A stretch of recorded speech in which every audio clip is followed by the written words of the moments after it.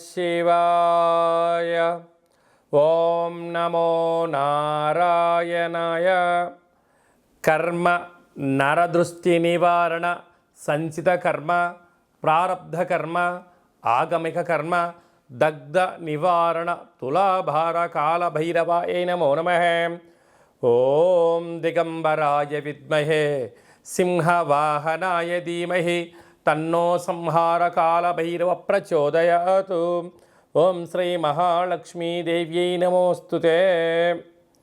హరి ఓం. మా ఛానల్కి స్వాగతం. చూస్తున్న వీక్షకులకు ప్రేక్షకులకు ప్రియ కాలభైరవ భగవద్బంధులకి స్వాగతం పలుకుతూ మమ్మల్ని ఎంతగానో ఆదరిస్తూ ఉండబడినటువంటి ప్రియ సోదర సోదరీమణులకు సనాతన ధర్మ సంరక్షకులకు జ్యోతిష్య అభిమానులకు స్వాగతం పలుకుతూ అందరి పేరును గణేశ నిమజ్జన మహోత్సవ శుభాకాంక్షలు. గంగా తీరం వైపు వెళ్తున్నటువంటి గణపతి స్వామివారిని ఒక ఆశీస్సులు. తండ్రి కైలాసం నుంచి వచ్చి మేము చేసిన పూజలంతను కూడా స్వీకరించి మమ్మల్ని ఏడాది వరకు సంపూర్ణ ఆయురారోగ్యాల చేత ఆశీర్వదించమని సాగర తీరం వైపు స్వామివారి వెళ్తూ ఉంటారు కనుక అందరూ స్వామివారి యొక్క ఆశీస్సులు పొందుదాం. అఖండమైనటువంటి అష్ట కష్టాలకు స్వస్తి పలుకుదాం. అష్ట ఐశ్వర్యం స్వాగతం పలుకుతాం. 16/9/2024 నుండి 30/9/2024 వరకు పుట్టినటువంటి వారందరికీ కూడా ముందస్తుగా జన్మదిన శుభాకాంక్షలు. గతంలో వివాహం చేసుకున్న వారికి వివాహ వార్షికోత్సవ శుభాకాంక్షలు. ద్వాదశ రాశుల్లో గ్రహ గమనాన్ని ఒకసారి వీక్షింపచేద్దాం. వృషభ రాశిలో దేవగురు బృహస్పతి శత్రుస్థానంలో సంచార స్థితి. మిథున రాశిలో కుజ భగవానుడు సంచార స్థితి. సింహరాశిలో బుధ భగవానుడు సంచార స్థితి. కన్యరాశిలో త్రిగ్రహ కూటమి రవి శుక్ర కేతు సంచార స్థితి. కుంభరాశిలో శని భగవానుడు స్వక్షేత్ర తిరోగమన వక్రగమన సంచార స్థితి. మీనరాశిలో రాహు సంచార స్థితిలో ద్వాదశ రాశుల్లో గ్రహ గమనాలు ఈ విధంగా ఉన్నాయి.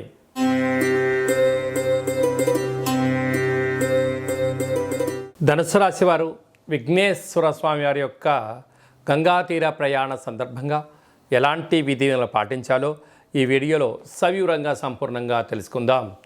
ధనుసు రాశిలో ఏ నక్షత్రాలు వస్తానగా మూలా నక్షత్రంలోని 4 పాదాలు, పూర్వాషాఢ నక్షత్రంలోని 4 పాదాలు, ఉత్తరాషాఢ నక్షత్రంలో 1 పాదం కలిపితే ధనుసు రాశి. చాలామందికి పుట్టినటువంటి కాల సమయంలో డేటా ఆఫ్ బర్త్లో లేనటువంటి కారణం వలన పేరు యొక్క మొదటి అక్షరాన్ని అనుసరిస్తూ రాశిని తెలుసుకునే ప్రయత్నం చేద్దాం.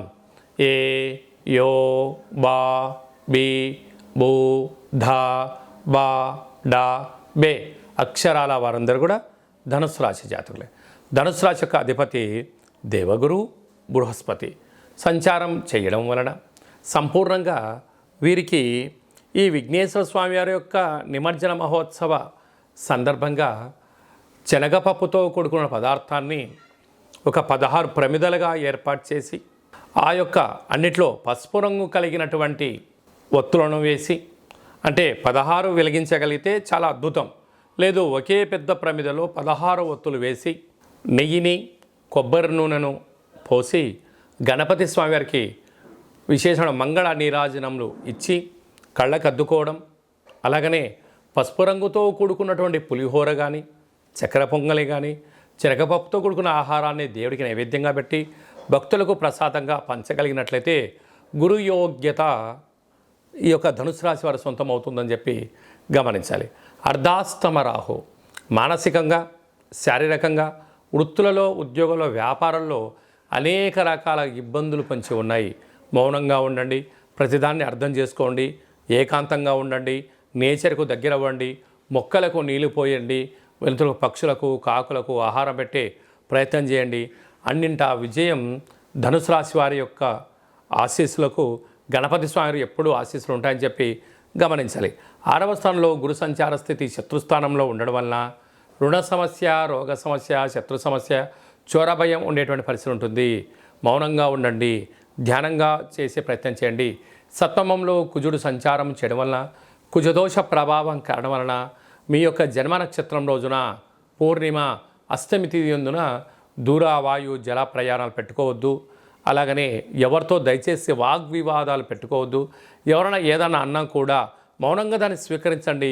కొంతకాలం తర్వాత కాలమే దానికి సమాధానం చెప్తుందని చెప్పి గమనించే ప్రయత్నం చేయగలగాలి. అలాగనే భాగ్యస్థానంలో బుధుడు, రాజ్యస్థానంలో త్రిగ్రహ కూటమి కారణం వలన రవి శుక్ర కేతు సంచార స్థితి ఉండడం వలన ఉద్యోగంలో ప్రమోషన్ వచ్చిన చోట మీకు మంచి ఆదరాభిమానాలు, రాజగౌరవాలు, రాజసన్మానాలు, అలాగా యాజమాన్యం నుంచి, బంధువుల నుంచి, మిత్రుల నుంచి మంచి ప్రోత్సాహకరమైనటువంటి మాటలు వినడం, ప్రమోషన్స్ రావడం అన్నింటా ధనుసు రాశి వారికి యోగదాయకమే, సూర్ణపు కాలమే అని చెప్పి గమనించాలి.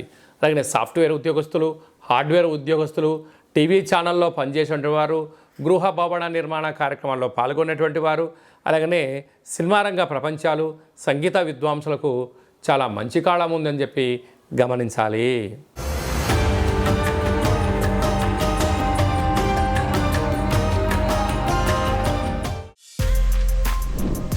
For more videos like this, subscribe Big TV channel.